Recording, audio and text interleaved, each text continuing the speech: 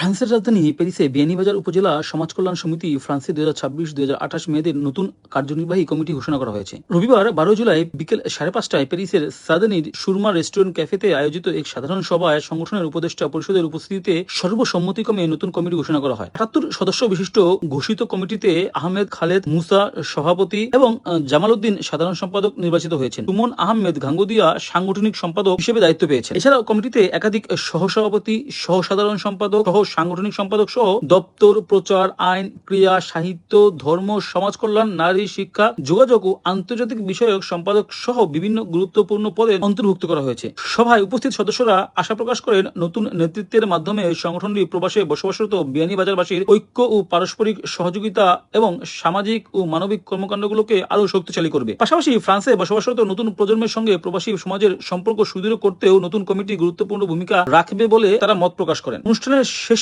নবনির্বাচিত কমিটির সকল সদস্যকে শুভেচ্ছা জানানো হয় এবং সংগঠনের সার্বিক উন্নয়ন ও সফলতা কামনা করা হয়। ফ্রান্সের প্যারিস থেকে এমনি দুলাল মিয়া, লাতিন বাংলা।